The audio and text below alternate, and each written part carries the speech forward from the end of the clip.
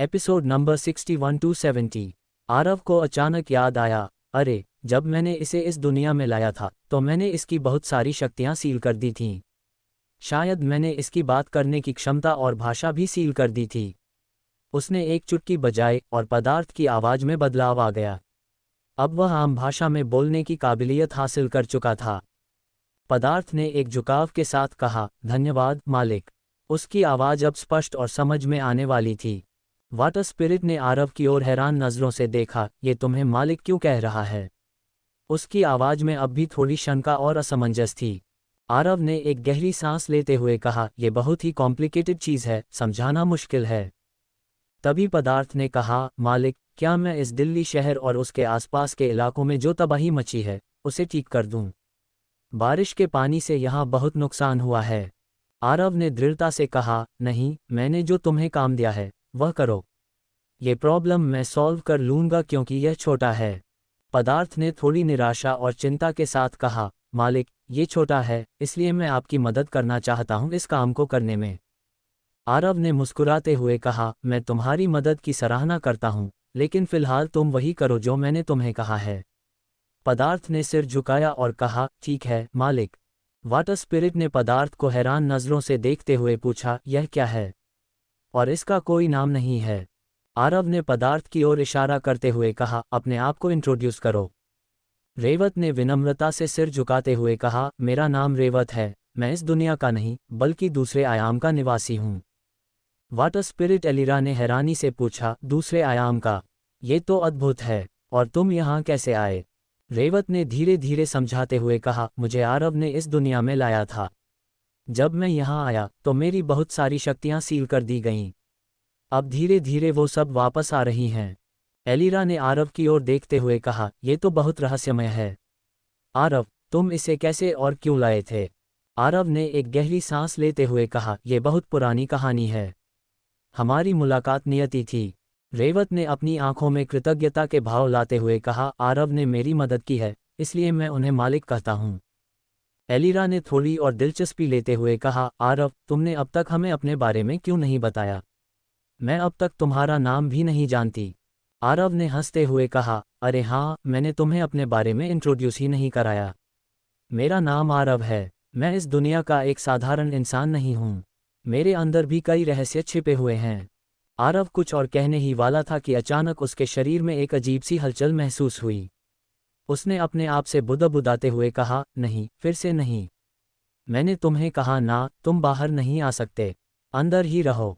रेवत ने ये देखते हुए चिंतित होकर पूछा, मालिक, आप ठीक तो हैं?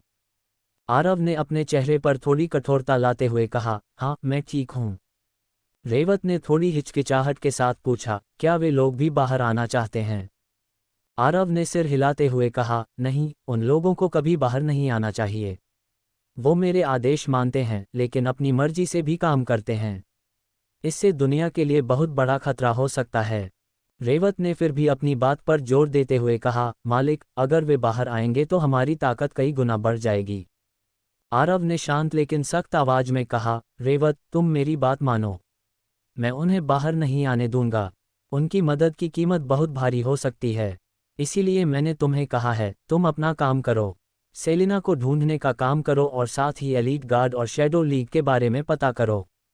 रेवत ने सिर झुकाकर कहा, ठीक है मालिक। फिर उसने मुड़कर जाने से पहले कहा, मालिक, आप उन्हें बाहर बुला लेते तो।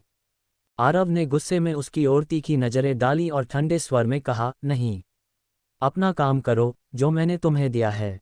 उसकी आंखों में एक कठोरता थी जो उसकी स्पष्टता और निर्णायकता को दर्शा रही थी। वह सख्ती से आदेश दे रहा था, जैसे उसने कोई गलती नहीं देखी और केवल अपने निर्देशों के पालन की अपेक्षा कर रहा हो। जब रेवत ने आरव से आदेश प्राप्त किया, उसने एक विनम्र झुकाव के साथ अपनी स्वीकृति व्यक्त की। फिर जैसे ही उसने कदम बढ़ाए, उसके चारों ओर की हवा में एक हल्का सा कंपन शुरू हो गया। रेवत की उपस्थिति धीरे धीरे विलीन होने लगी, जैसे वह हवा और वातावरण में घुल रहा हो। उसके शरीर की लकीरें और चमकें एक हल्के सफ़ेद प्रकाश में परिवर्तित होने लगी और वह धीरे धीरे अदृश्य होने लगा। जैसे ही उसकी उपस्थिति गायब हुई, एक ठंडी, शांत और शीतलता का एहसास हुआ, जो संकेत था कि रेवत अब आरव के दिए गए कार्य पर लौट चुका था। आरव ने उसकी गुम हो चुकी उपस्थिति को देखते हुए गहरी सांस ली और कहा, वह अपने काम पर चला गया है। उसका कार्य यही है और वह इसे पूरी तरह से निभाएगा। एलिरा ने आरव की ओर देखते हुए आश्चर्य से पूछा, वह अचानक कहाँ चला गया? आरव ने एक हल्की मुस्कान के साथ कहा, वह मेरे आदेश पर चला गया है। उसकी उपस्थिति यहीं पर स्थिर नहीं रह सकती। उसे अपनी जिम्मेदारियों को पूरा करना होगा। एलिरा ने आरव की ओर देखने के बाद चिंतित स्वर में पूछा, आरव, अभी तुम्हारे साथ क्या हुआ? और ये लोग कौन हैं जिनके बारे में तुम बात कर रहे थे? आरव ने एक ठंडी, संयमित आवाज में उत्तर दिया, मैं तुम्हें अभी नहीं बता सकता। उसकी आवाज में एक गहरी रहस्यमयता थी, जो ये दर्शा रही थी कि कुछ बातें अभी के लिए छुपा रखी जानी चाहिए। रेवत के जाने के बाद एलिरा और आरव वहीं खड़े थे। आरव ने एलिरा की ओर गंभीरता से देखा और पूछा, मुझे ये बताओ, तुम शैडो लीग के हाथ कैसे लगी? एलिरा ने एक गहरी सांस ली और अपनी कहानी बताना शुरू किया। मैं बहुत दूर एक द्वीप से आई हूँ, उसने कहा। वहाँ पर हमारे जैसे कई और स्पिरिट्स रहते हैं। हम सब अपने देवता के संरक्षण में रहते हैं और हमारी दुनिया सुरक्षित होती है। लेकिन एक दिन मैं अपने देवता को छोड़कर बाहर घूमने के लिए निकल गई। मेरे लोगों ने मुझे मना किया था, लेकिन मैं बहुत ही जिज्ञासु थी। मुझे बाहर की दुनिया के बारे में जानना था। आरव ने ध्यान से उसकी बात सुनी और फिर पूछा, तुम्हें कैसे पकड़ लिया गया? और तुम अपने द्वीप से बाहर क्यों आए? एलिरा ने अपनी आंखें बंद करके एक पल के लिए सोचते हुए कहा, मैंने अपने देवता की चेतावनियों को नज़रअंदाज किया और द्वीप से बाहर निकल गई। जब मैं शहरों के आसपास घूम रही थी, तभी शैडो लीग के लोग वहां आ गए। उन्होंने मुझे देख लिया और मेरे पीछे पड़ गए। मैंने भागने की बहुत कोशिश की, लेकिन वे मुझे पकड़ने में सफल हो गए। उन्होंने मुझसे पूछा कि मैं कहाँ से आई हूँ, पर मैंने कुछ नहीं बताया। उन्होंने मुझे यहाँ लाकर एक डिवाइस में डाल दिया और मेरी शक्तियों का दुरुपयोग करना शुरू कर दिया। आरव ने उसकी बात पर और गहराई से जाने के लिए कहा, तुम्हारे द्वीप के बारे में और बताओ। वहाँ का जीवन कैसा है और तुम वहाँ से कैसे निकल पाईं? एलिरा ने एक लंबी सांस लेते हुए कहा, हमारा द्वीप बहुत ही सुंदर और शांत है। वहाँ के लोग मिलजुल कर रहते हैं और हमारी दुनिया में शांति बनी रहती है। हमारे देवता हमें सुरक्षित रखते हैं और हमें शक्तियाँ प्रदान करते हैं। लेकिन मेरी जिज्ञासा मुझे वहाँ से बाहर खींच लाए। मैंने अपने देवता की शक्ति का उपयोग किया और द्वीप की सीमाओं को पार किया। यही मेरी सबसे बड़ी गलती थी। आरव ने सहानुभूति से उसकी ओर देखा और कहा, यह तुम्हारी गलती नहीं थी। तुम्हारी जिज्ञासा ने तुम्हें नई दुनिया की खोज करने के लिए प्रेरित किया। लेकिन अब हमें तुम्हें और तुम्हारे लोगों को सुरक्षित करना होगा। एलिरा ने सिर हिलाते हुए कहा, हाँ, अब मैं समझ गई हूँ कि मुझे अपने लोगों की सुरक्षा के लिए वापस जाना होगा और शैडो लीग के लोगों से लड़ना होगा। आरव ने एक पल के लिए सोचते हुए पूछा, क्या तुम्हारे द्वीप पर कोई देवता भी है? एलिरा ने सिर हिलाते हुए कहा, हाँ, हमारे देवता हमें अपनी शक्तियों से सुरक्षित रखते हैं। वे बहुत शक्तिशाली हैं और हमारी दुनिया को संतुलित बनाए रखते हैं। लेकिन जब मैंने उनकी चेतावनियों को नज़रअंदाज किया और बाहर आई, तब मैं उनकी सुरक्षा से दूर हो गई और शैडो लीग के लोगों का शिकार बन गई। आरव ने गंभीरता से कहा, हम मिलकर यह करेंगे, लेकिन पहले हमें यहाँ की स्थिति को संभालना होगा। उसके बाद हम तुम्हारे द्वीप की ओर बढ़ेंगे और वहाँ के लोगों को सुरक्षित करेंगे। एलिरा ने कृतज्ञता से कहा, धन्यवाद आरव। मुझे विश्वास है कि हम मिलकर यह कर सकते हैं। आरव ने एलिरा की ओर गंभीरता से देखा और कहा, चलो, वक्त आ गया है कि जो इस समय तबाही मची है, उसे ठीक किया जाए। पूरे दिल्ली शहर और उसके आसपास के इलाके पानी में डूबे हुए हैं। एलिरा ने अफसोस जताते हुए कहा, मुझे नहीं पता था कि इतनी तबाही मच जाएगी। मुझे माफ़ कर दो। आरव ने सहानुभूति से कहा, यह तुम्हारी गलती नहीं है। मैं इसे अभी सही करता हूँ। रात का समय था और आरव बादलों के ऊपर खड़ा था। आसमान बिल्कुल खुला और साफ दिखाई दे रहा था। उसने अपने हाथ ऊपर उठाए और आंखें बंद कर लीं। एक गहरी सांस लेते हुए उसने अपनी शक्ति और ध्यान प्रकृति पर केंद्रित किया। उसके चारों ओर की हवा में एक हल्की सी हलचल महसूस होने लगी। आरव ने अपनी शक्ति को प्रकृति के माध्यम से आदेश देते हुए कहा, अब बारिश धीमी हो जाए। उसकी आवाज में एक अद्भुत शक्ति और संतुलन था। जैसे ही उसने ये कहा, बारिश की गति धीमी होने लगी। आरव ने अपने हाथों को फैलाते हुए बादलों को नियंत्रित करना शुरू किया। उसने अपने भीतर की शक्ति और प्रकृति के संतुलन का उपयोग करते हुए बादलों को निर्देशित किया। धीरे धीरे बादल उसके आदेश का पालन करने लगे और बारिश की बूंदें कम हो गईं। आरव ने नीचे के पानी के स्तर को नियंत्रित करना शुरू किया। उसने अपनी शक्ति से नहीं, बल्कि प्रकृति की शक्ति को दिशा देकर पानी के स्तर को धीरे धीरे कम करना शुरू किया। पानी का स्तर इस तरह घट रहा था कि किसी को शक न हो। धीरे धीरे जलमग्न क्षेत्र सामान्य हो गए और लोगों को राहत मिली। आरव ने एलिरा की ओर देखा और कहा, मैंने पानी का स्तर काफ़ी हद तक कम कर दिया है, लेकिन पूरी तरह से नहीं। अगर मैं इसे पूरी तरह से खत्म कर दूं तो लोगों को शक हो जाएगा कि अचानक पानी गायब कैसे हो गया। एलिरा, जो अभी तक इस पूरी प्रक्रिया को देख रही थी, बहुत हैरान थी। उसने आरव की ओर देखा और उसकी आंखों में आश्चर्य और जिज्ञासा के भाव थे। उसने धीरे धीरे पूछा, आखिर तुम हो कौन, आरव? तुम ये सब इतनी आसानी से कैसे कर लेते हो? और तुम क्या क्या कर सकते हो?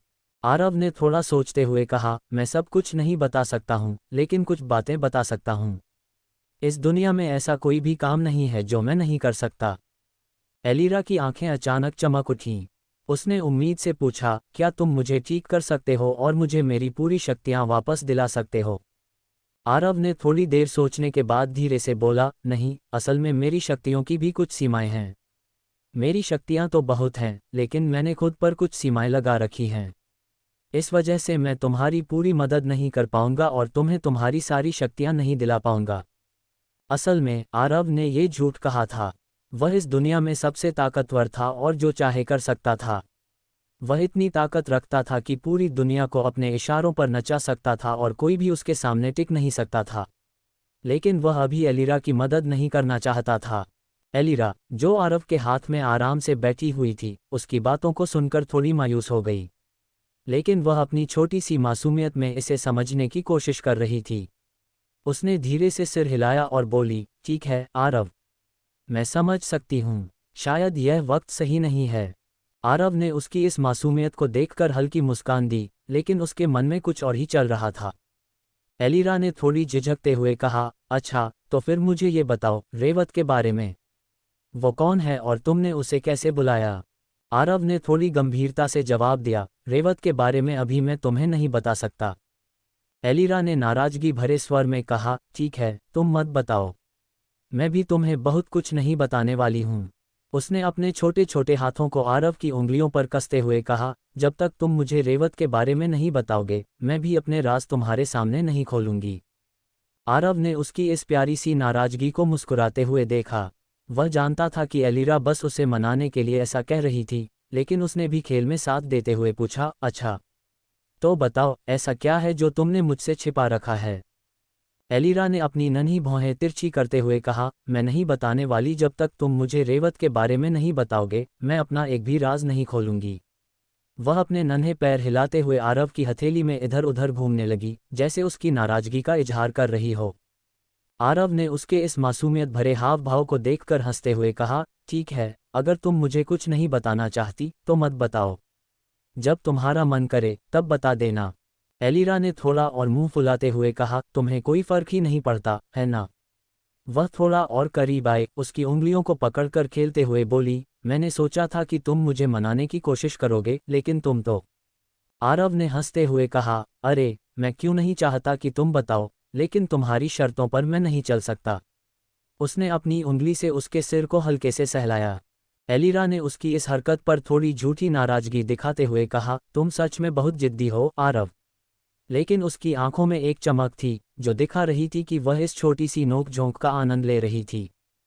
आरव ने उसके इस खेल को महसूस करते हुए कहा, तुम्हारी नाराजगी कितनी भी प्यारी क्यों न हो, लेकिन मैं भी अपनी बातें इतनी आसानी से नहीं बताने वाला। एलिरा ने थोड़ी देर चुप रहते हुए कहा, ठीक है, लेकिन याद रखना, मैं अपने बारे में तभी बताऊंगी जब तुम अपने सारे राज मुझे बताओगे। आरव ने मुस्कुराते हुए कहा, डील, और उसकी इस प्यारी जिद को स्वीकार करते हुए उसे अपनी उंगली पर घुमा लिया।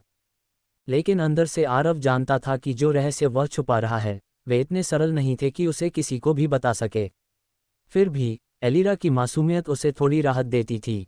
आरव ने एलिरा की मासूमियत भरी नाराजगी को देखा और थोड़ी देर के लिए उसकी ओर शांत निगाहों से देखते हुए कहा, मेरे राज इतनी आसान नहीं है कि मैं किसी को भी बता दूं। ये ऐसे रहस्य हैं जिन्हें कोई भी सुनने के लिए तैयार नहीं है। लेकिन समय आने पर मैं जरूर तुम्हें बताऊंगा, और तब न सिर्फ तुम्हें बल्कि पूरी दुनिया को भी सब कुछ पता चलेगा। क्योंकि मुझे लगता है वो समय जल्दी ही आने वाला है। एलिरा ने उसकी बात सुनकर अपनी बड़ी चमकदार आंखों से उसकी ओर देखा और पूछा, तुम्हारा मतलब क्या है, आरव? आरव ने एक हल्की मुस्कान के साथ कहा, कुछ नहीं, बस यूं ही। लेकिन भीतर से आरव जानता था कि जो रहस्य वह छुपा रहा है वे इतने सरल नहीं थे कि किसी को भी बता सके। ये राज इतने भारी थे कि अगर उन्होंने उजागर होने की सोची तो पूरी दुनिया बदल सकती थी। एलिरा की मासूमियत, उसकी छोटी उंगलियां जो आरव की उंगलियों के इर्द गिर्द लिपटी हुई थीं, उसे थोड़ी राहत देती थीं। उसकी मासूम उपस्थिति ने आरव के भीतर के संघर्ष को कुछ समय के लिए शांत कर दिया। लेकिन उसके चेहरे पर छाई गहरी सोच बता रही थी कि उसका मन कहीं और था, जैसे वह किसी बड़े तूफान के आने का आभास कर रहा हो। आरव को यह एहसास था कि कुछ बहुत बड़ा होने वाला है और वह इसके लिए खुद को तैयार कर रहा था। एलिरा ने उसकी चिंता भरे चेहरे को देखते हुए कहा, अगर तुम नहीं बताना चाहते तो कोई बात नहीं। मैं तुम पर ज्यादा जोर नहीं डालूंगी। जब तुम्हारी मर्जी हो तब मुझे बताना। आरव ने उसकी बात पर मुस्कुराते हुए सिर हिलाया। दोनों कुछ देर तक ऐसे ही बातें करते रहे, कभी शांत आसमान को देखते तो कभी एक दूसरे की ओर। लेकिन आरव के दिमाग में कहीं न कहीं एक बात गूंज रही थी, जैसे कुछ उसे याद दिलाना चाह रहा हो।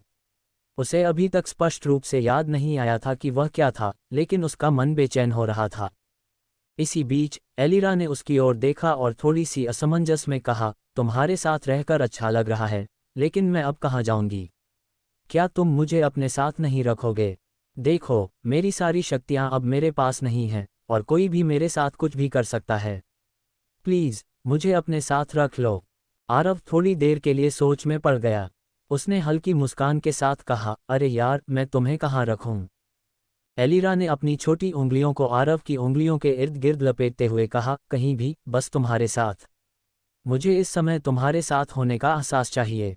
आरव ने उसकी मासूमियत पर मुस्कराते हुए पर अंदर ही अंदर सोचने लगा कि अब इसे कहाँ रखा जाए। उसने सोचा, क्या मैं इसे अपने शरीर के अंदर रखूं? नहीं, वहाँ वो सभी रहस्यमयी शक्तियाँ और प्राणी मौजूद हैं जिससे ये डर जाएगी। और अगर स्पेस स्टोरेज में रखूं तो वहाँ इतनी सारी चीजें हैं कि गलती से कुछ ट्रिगर हो गया तो पता नहीं क्या तबाही मच सकती है। आरव का मन इस विचार पर अटक गया, इन स्पेस। लेकिन वहाँ तो वो सभी रहस्यमय लोग भी रहते हैं। अंततः आरव ने फैसला किया कि उसे एलिरा के लिए एक नया सुरक्षित स्थान बनाना होगा। उसने सोचा, मुझे इसके लिए एक नया स्पेस क्रिएट करना पड़ेगा। एक ऐसी जगह जहां ये सुरक्षित रह सके और इसकी शक्तियां धीरे धीरे वापस लौट सकें। एलिरा आरव के चेहरे पर बदलते भावों को पढ़ते हुए कहने लगी, आरव, तुम क्या सोच रहे हो? तुम ये तो नहीं सोच रहे कि मुझे कहीं दूर रखोगे या छोड़ दोगे? देखो, मैं तुम्हारे साथ रहना चाहती हूँ। मुझे कोई देख नहीं सकता, जिससे तुम्हें कोई परेशानी नहीं होगी और मैं तुम्हें परेशान नहीं करूँगी। आरव ने उसकी ओर देखते हुए कहा, जब तुम्हें कोई देख नहीं सकता तो शैडो लीग ने तुम्हें कैसे पकड़ लिया?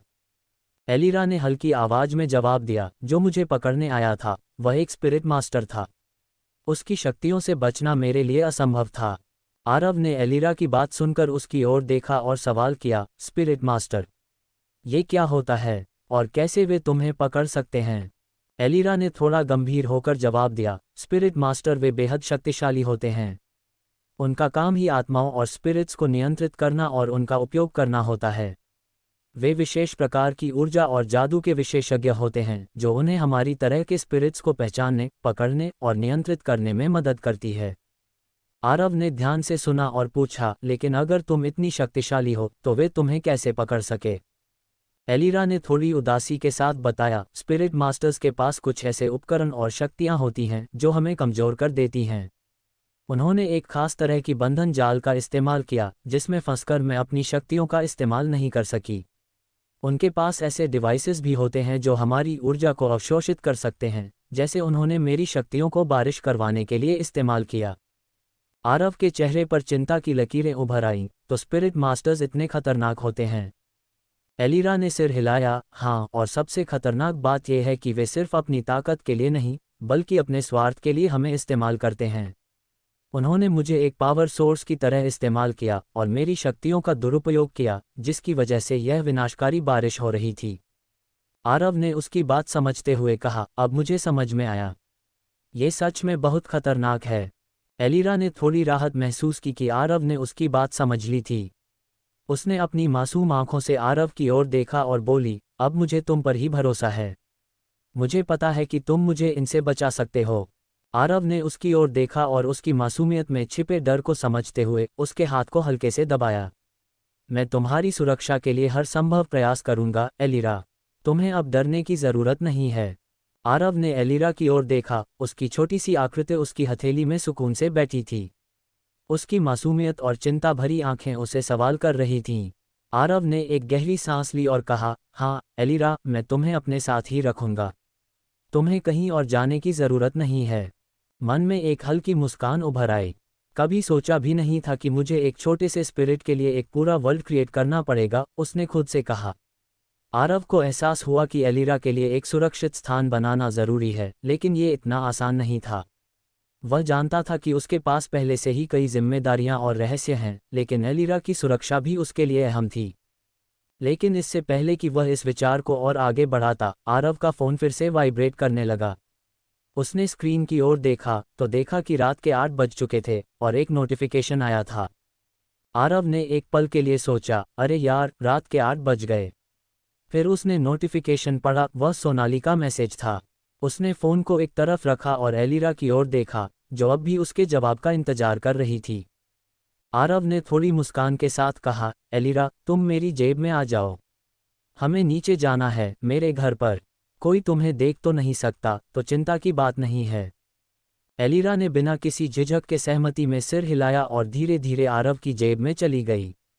आरव ने अपने चारों ओर फैले आकाश को एक आखिरी बार देखा। हल्की बारिश अब भी हो रही थी, मानो आसमान भी उसकी उलझनों को समझ रहा हो।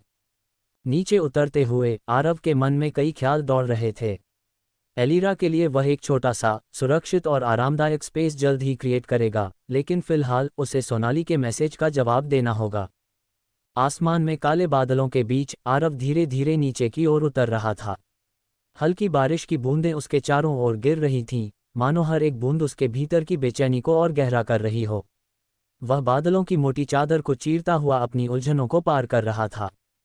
आरव की जेब में छुपी एलिरा, जो एक नन्ही सी वाटर स्पिरिट थी, इस सफ़र का आनंद ले रही थी। उसकी छोटी आंखें बादलों की सफ़ेदी और बारिश की बूंदों को देख रही थीं। एलिरा को यह दृश्य बेहद आकर्षक लग रहा था। उसकी मासूमियत से भरी आंखों में उत्साह था, जैसे वह इस नए अनुभव को पूरी तरह से जीना चाह रही हो। आरव की जेब में रहते हुए भी वह उन नज़ारों को अपने दिल में संजो रही थी। नीचे धरती पर एक अजीब सा सन्नाटा पसरा हुआ था। आरव की नज़रें दूर दूर तक फैली हरियाली और रास्तों पर पड़ रही थीं। उसने देखा कि वह अब अपने घर से काफ़ी दूर एक सुरक्षित जगह पर पहुंच चुका था, जहां थोड़ी देर के लिए ठहर सकता था। आरव के चेहरे पर बारिश की बूंदें गिर रही थीं, लेकिन उसने इसे नज़रअंदाज करते हुए अपना फ़ोन निकाला। उसके मन में सोनाली का ख्याल आ रहा था, जो शायद अब भी उसका इंतजार कर रही थी। उसने बिना कोई देर किए सोनाली का नंबर डायल किया। दूसरी ओर सोनाली अपने कमरे में बिस्तर पर लेटी हुई थी। उसकी आंखें रोने से लाल हो चुकी थीं।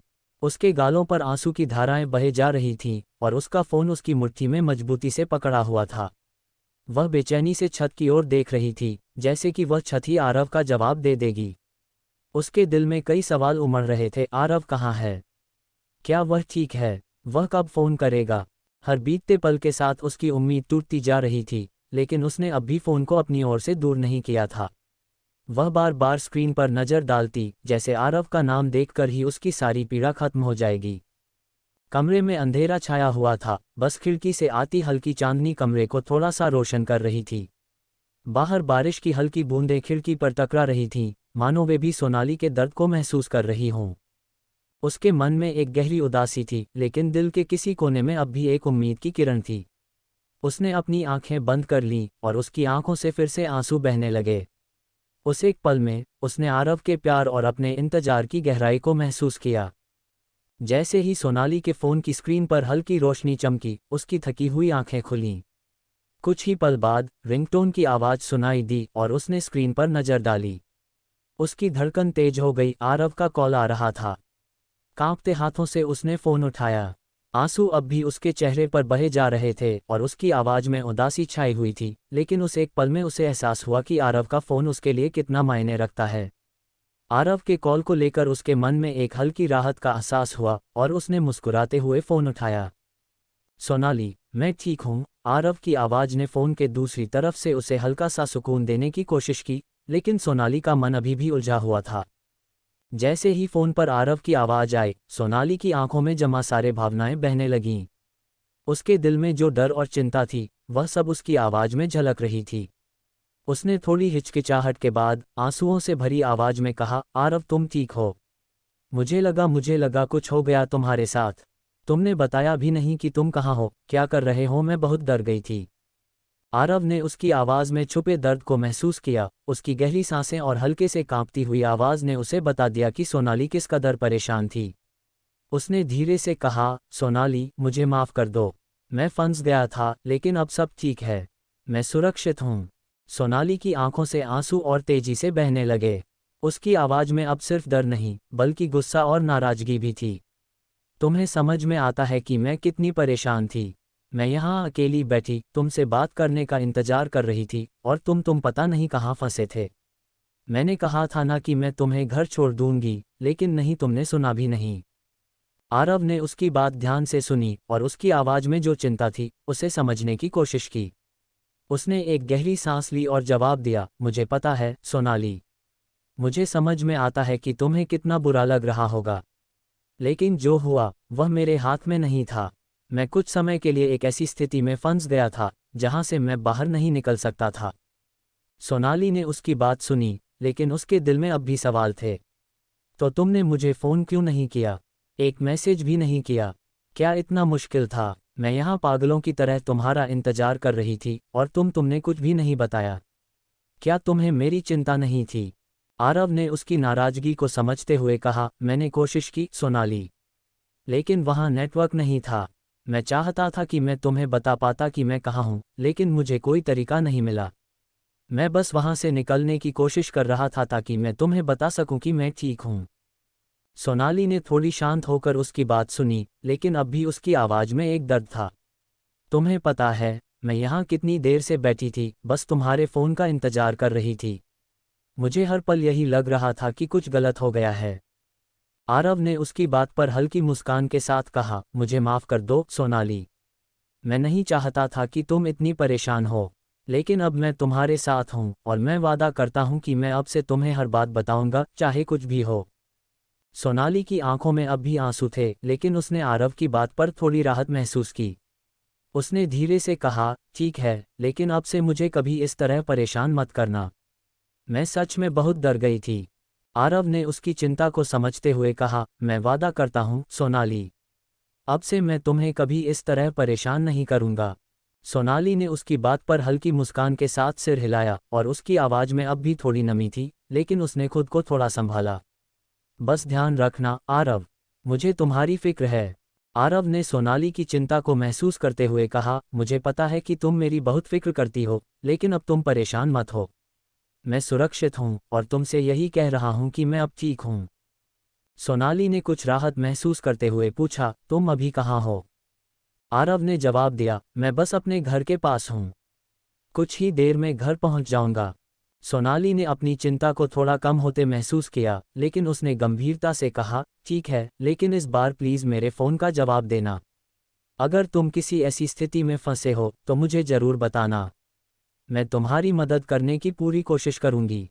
आरव ने उसकी बात समझते हुए कहा, ज़रूर, सोनाली। मैं वादा करता हूँ। फ़ोन रखता हूँ, मैं घर पर पहुँचने वाला हूँ। सोनाली ने आखिरी बार उसकी बात सुनते हुए कहा, ठीक है, और फिर उसने फ़ोन रख दिया। फ़ोन रखने के बाद सोनाली ने खुद को बिस्तर पर लिटा दिया। उसने गहरी सांस ली और खुद से कहा, आरव सुरक्षित है, जैसे वह खुद को समझा रही हो।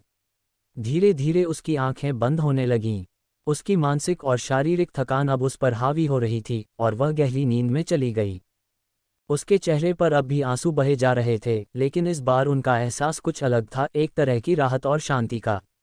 वह इतनी थकी हुई थी कि उसने खुद को आराम में समर्पित कर दिया, और कुछ ही पलों में वह पूरी तरह से नींद में डूब गई। आरव ने फ़ोन रखते हुए गहरी सांस ली, जैसे किसी बड़े बोझ से खुद को मुक्त कर रहा हो। उसकी आंखों में हल्की थकान थी, लेकिन उसने खुद को संयत रखा। अचानक एक हल्की आवाज़ ने उसकी सोच को भंग किया।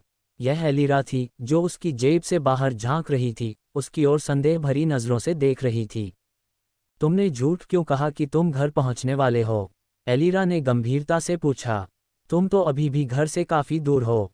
आरव ने थोड़ा रुकते हुए जवाब दिया, मैं नहीं चाहता था कि वह और ज्यादा परेशान हो। उसे इतना सोचने की जरूरत नहीं है। एलिरा ने उसकी बात पर गहरी नजर डाली, फिर पूछा, वो लड़की जो तुम्हारे फोन पर थी, क्या वह तुम्हारी बीवी थी? उसे तुम्हारी बहुत फिक्र हो रही थी। आरव ने हल्की मुस्कान के साथ कहा, नहीं, वह मेरी दोस्त है। एलिरा ने सिर हिलाया, लेकिन उसकी आंखों में समझ की झलक थी। लेकिन मैं साफ साफ देख और महसूस कर सकती थी कि वो तुम्हारे लिए बहुत फिक्र करती है। ऐसा तो सिर्फ वही कर सकता है जो तुमसे प्यार करता हो। एलिरा ने उसकी आंखों में झांकते हुए कहा।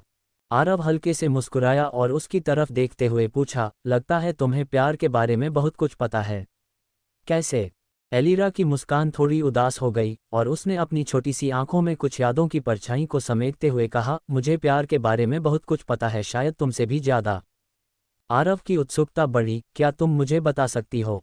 एलिरा ने एक गहरी सांस ली और फिर धीरे से कहा, प्यार की कहानी तो हर किसी की अलग होती है, लेकिन मेरी कहानी वो एक अलग ही रंग की थी। मैं भी किसी से बहुत प्यार करती थी और उसने भी मुझसे। लेकिन कुछ चीजें हमेशा साथ नहीं रहतीं।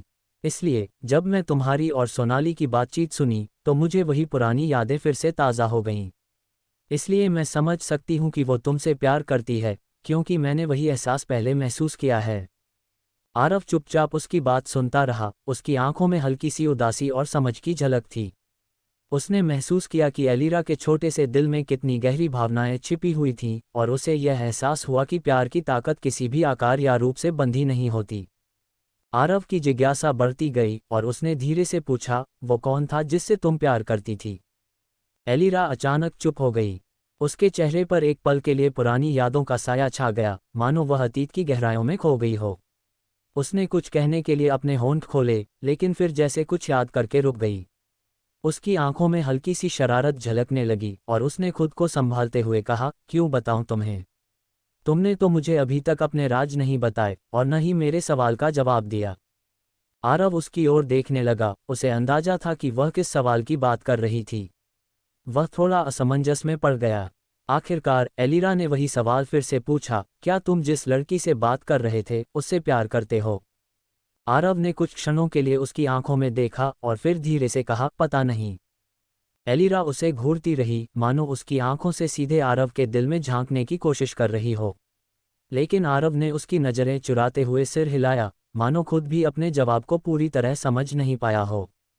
पता नहीं, उसने दोहराया, लेकिन इस बार उसकी आवाज़ में हल्की सी झिझक थी, जो उसके भीतर की उथल पुथल को दर्शा रही थी। एलिरा ने एक छोटी सी मुस्कान दी, मानो वह उसकी उलझन को समझती हो, लेकिन उसने आगे कुछ नहीं कहा। बस चुपचाप अपने विचारों में खो गई और आरव भी कुछ पल के लिए खामोश रहा। आरव ने धीमी आवाज में कहा, अब घर चलते हैं एलिरा, बहुत लेट हो गया है। ठीक है। एलिरा ने सहमति में सिर हिलाया, उसकी आवाज में थकान की हल्की झलक थी। उसकी आंखें धीरे धीरे बंद होने लगीं और वह आरव की जेब के अंदर चली गई। आरव ने उसे देखा, उसकी छोटी सी बॉडी धीरे धीरे थकावट के कारण लुढ़क रही थी। उसने जेब के अंदर झांककर उसे नजर भर देखा और फिर धीरे धीरे चलना शुरू किया। बारिश अब भी हो रही थी और सड़कों पर पानी भर गया था। हर जगह कीचड़ फैला हुआ था, लेकिन आरव ने सावधानी से अपने कदम रखे, कीचड़ से बचते हुए। चलते चलते उसने सोचा, घर जाकर इसके लिए एक छोटा सा वर्ल्ड क्रिएट करूंगा। आरव ने एक बार फिर अपनी जेब में झांका। एलिरा गहरी नींद में थी, उसकी छोटी सी बॉडी एक नन्हे से गोले में सिमट गई थी, जैसे किसी सुरक्षित जगह में छिपी हो। उसकी मासूमियत को देखकर आरव के चेहरे पर एक हल्की, थकी हुई मुस्कान फैल गई। बारिश की बूंदें अब भी आसमान से गिर रही थीं और सड़कों पर पानी भर गया था, हर जगह कीचड़ फैला हुआ था। आरव ने अपने कदमों को सावधानी से बढ़ाते हुए घर की ओर चलना शुरू किया, लेकिन उसके मन में अभी भी वह घटनाएं घूम रही थीं, जिनका वह हाल ही में सामना कर चुका था। शैडो लीग का हमला, एलिट गार्डन और वह रहस्यमयी लड़की, ये सब बातें आरव के दिमाग में घूम रही थीं। उसे समझ नहीं आ रहा था कि ये घटनाएं किस ओर इशारा कर रही थीं और कौन सी बड़ी साजिश का हिस्सा हो सकती थीं। जैसे जैसे वह इन विचारों में खोता गया, उसकी चाल धीमी होती गई और वह खुद को एक गहरे चिंतन में डूबा हुआ महसूस करने लगा। बारिश अभी भी हो रही थी और सड़कों पर पानी भर गया था। हर जगह कीचड़ फैला हुआ था, लेकिन आरव उसे पार करता हुआ अपने रास्ते पर बढ़ता रहा। तभी एक संकरी गली से जोर जोर से चीखने की आवाजें आईं। आरव ने चौकन्ना होकर उस दिशा में देखा। अंधेरे और बारिश की वजह से कुछ भी साफ नजर नहीं आ रहा था, लेकिन आवाजें स्पष्ट थीं, किसी के संघर्ष की। आरव ने अपने कदम उस गली की ओर बढ़ाए और जैसे ही वह थोड़ा और आगे गया, उसने देखा कि एक औरत, जिसकी उम्र करीब 30 साल के आसपास होगी, एक आदमी को बेरहमी से पीट रही थी। उस औरत के हाथों में एक अदृश्य शक्ति थी, जिससे वह आदमी बार बार जमीन पर गिर रहा था, दर्द से कराह रहा था। आरव के कदम रुक गए। उसने समझ लिया कि यह औरत कोई साधारण व्यक्ति नहीं थी। उसकी आंखों में नफरत और गुस्से की ऐसी लहर थी जो किसी भी सामान्य इंसान को हिला कर रख सकती थी, लेकिन आरव का चेहरा एकदम शांत था। उसने वहां से निकलने की कोशिश की, अपने कदम धीरे धीरे पीछे की ओर बढ़ाए। मुझे माफ करना, मैंने आपको परेशान किया। मैं यहाँ से जा रहा हूँ, आरव ने ठंडे स्वर में कहा, अपना चेहरा अब भी शांत रखकर। लेकिन जैसे ही वह मुड़ा, औरत की नज़रें उससे मिलीं और उसके भीतर की क्रूरता एक बार फिर जाग उठी। वह आदमी, जिसे उसने मार गिराया था, अब जमीन पर बेहोश पड़ा था। औरत ने आरव की ओर कदम बढ़ाए, उसकी आंखों में एक स्याह इरादा साफ झलक रहा था। आरव ने उसकी हरकतों को ध्यान से देखा, लेकिन उसने कोई डर नहीं दिखाया। वह बस शांति से आगे बढ़ता रहा, लेकिन औरत उसके पीछे पीछे आ रही थी। औरत की चाल से आरव समझ गया कि अब वह उसे भी निशाना बनाना चाहती है। औरत ने अचानक तेजी से आरव पर हमला किया, लेकिन आरव एकदम फुर्ती से पीछे हट गया। उसका चेहरा अब भी शांत था, जैसे ये सब कुछ पहले से ही अनुमानित था। तुम्हें मेरी ओर से कोई खतरा नहीं है, आरव ने शांत स्वर में कहा, लेकिन औरत को उसकी बात समझ नहीं आई। उसने एक बार फिर से हमला करने की कोशिश की, लेकिन आरव हर बार फुर्ती से उसके वार को टालता रहा। अब ये औरत बौखला गई थी। वह बार बार आरव पर आक्रमण कर रही थी, लेकिन हर बार आरव उसके वार से बच निकलता। उसकी हर हरकत पर आरव की नज़र थी और उसने एक भी गलती नहीं की। वह जानता था कि उसे किस तरह इस स्थिति से निपटना है, लेकिन औरत उसे समझने के बजाय और भी आक्रामक हो रही थी। आखिरकार आरव ने एक तेजी से पलटवार किया। वह उसके अगले वार को पकड़ते हुए उसके हाथ को अपने बल से रोक दिया और धीरे धीरे उसे उसकी शक्ति के सामने बेबस कर दिया। औरत ने अपनी पूरी ताकत से लड़ने की कोशिश की, लेकिन आरव के पास उसकी हर चाल का जवाब था। तुम्हें समझना चाहिए कि मैं तुम्हारा दुश्मन नहीं हूं, आरव ने उसकी आंखों में देखते हुए कहा। लेकिन औरत ने एक और जोरदार हमला करने की कोशिश की, जिससे आरव उसे दूर धकेलकर पीछे हट गया। आरव ने उसकी इस स्थिति को देखते हुए सोचा, ये औरत अपनी भावनाओं के वश में है। इसे पहले शांत करना होगा। उसने औरत से दूरी बनाए रखते हुए अपने हाथों को ऊपर उठाया, ताकि औरत को समझ में आए कि वह उसे चोट नहीं पहुंचाना चाहता। लेकिन औरत ने इस संकेत को नज़रअंदाज कर दिया और फिर से हमला करने के लिए दौड़ी। आरव ने तेजी से अपने कदम पीछे हटाए और इस बार उसने औरत के हमले से पूरी तरह बचते हुए उसे जमीन पर गिरा दिया। आरव ने उसकी ओर देखा और कहा, ये लड़ाई तुम्हारे लिए सही नहीं है। शांत हो जाओ। लेकिन औरत की आंखों में अभी भी नफरत का ज्वाला जल रहा था। आरव ने एक गहरी सांस ली और उसे पीछे हटने का मौका देते हुए खुद भी वहां से चलने लगा, ये जानते हुए कि यह लड़ाई बेकार है और इसका कोई अंत नहीं। आरव ने औरत को पीछे छोड़ते हुए कदम बढ़ाए, लेकिन जैसे ही वह मुड़ा, औरत की आंखों में गुस्से की एक नई लहर दौड़ गई। उसके हाथों में चमकती ऊर्जा का एक गोला बन गया और उसने बिना सोचे समझे आरव की ओर फेंक दिया। आरव के कानों में ऊर्जा के फटने की आवाज गूंज उठी, लेकिन उसने खुद को शांत रखा। हालांकि अब यह वार हद से बाहर जा चुका था। आरव ने तेजी से मुड़कर उस वार को टालने की कोशिश की, लेकिन वह उसकी पीठ के करीब से गुजरा। उसकी आंखों में भी अब नाराजगी की चमक दिखाई देने लगी थी। औरत ने अपने पागलपन में एक के बाद एक वार करना शुरू कर दिया, जिससे आरव लगातार बचता रहा। उसकी भावनाओं पर नियंत्रण रखते हुए वह औरत के हर हमले से खुद को बचा रहा था, लेकिन उसका सब्र भी अब खत्म होने लगा था। औरत की शक्तियों ने उसे बेहद परेशान कर दिया। आरव के चेहरे पर गुस्से की लकीरें उभर आईं, लेकिन उसने अब भी संयम बनाए रखा। जब औरत ने एक और जोरदार हमला किया, तब आरव ने अपनी बेजोड़ शक्ति को अपने हाथों में इकट्ठा कर लिया। उसने बिना किसी हिचकिचाहट के अपनी ताकत से एक पलटवार किया, जिससे औरत दीवार से जा टकराए। दीवार से टकराते ही औरत के चेहरे पर दर्द का भाव उभर आया, लेकिन वह अभी भी हार मानने को तैयार नहीं थी। औरत एक बार फिर से उठ खड़ी हुई, उसकी आंखों में अब भी वही पागलपन भरा था। उसने एक और हमला करने के लिए अपनी शक्तियों को इकट्ठा किया, लेकिन इससे पहले कि वह कुछ कर पाती, आरव ने उसे एक डेडली लुक दिया जिसने उसे पल भर के लिए स्थिर कर दिया। आरव के चेहरे पर एक गंभीरता थी जो उसके इरादों को साफ दर्शा रही थी। आरव ने उसकी ओर देखा। उसकी आंखों में इतनी तीव्रता थी कि औरत का गुस्सा अब डर में बदलने लगा। उसी पल औरत के चारों ओर एनर्जी से बने कई हथियार हवा में चमकने लगे जो सीधे आरव की शक्ति से उत्पन्न हुए थे।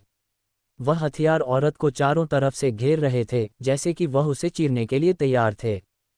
आरव ने अपनी आवाज में एक सख्त चेतावनी देते हुए कहा, अगर तुमने अब की बार कुछ भी किया तो ये सारे हथियार तुम्हारे अंदर ही घुसेड़ दूंगा। ये मेरी आखिरी चेतावनी है। उसके शब्दों में ऐसी ताकत और दृढ़ता थी कि औरत का सारा गुस्सा ठंडा पड़ गया। उसकी आंखों में भय और बेबसी की झलक दिखने लगी थी और वह समझ गई कि अब और आगे बढ़ने का मतलब उसके लिए विनाश होगा। आरव की चेतावनी ने उसे वहीं रोक दिया और उसने धीरे धीरे अपने हाथ नीचे कर लिए। उसकी शक्तियां धीरे धीरे खत्म होने लगीं। आरव ने अपनी आंखों से उसे यह स्पष्ट कर दिया कि उसकी लड़ाई खत्म हो चुकी थी। औरत ने अब की बार हमला करने का इरादा छोड़ दिया और वहां से पीछे हटने लगी, ये जानते हुए कि वह आरव से लड़ाई में कभी जीत नहीं सकती। आरव के कदम धीरे धीरे उस जगह से दूर जा रहे थे जहां हाल ही में संघर्ष हुआ था। हल्की हल्की बारिश अभी भी हो रही थी और आरव के सिर पर गिरती बूंदें उसके बालों और कपड़ों को धीरे धीरे भिगो रही थीं। उसने बिना पीछे देखे अपने कदम बढ़ाए, जैसे वह सब कुछ पीछे छोड़ देना चाहता हो। वहीं दूसरी ओर औरत जो अभी अभी आरव के साथ लड़ाई कर रही थी, वहीं जमीन पर बैठ गई थी।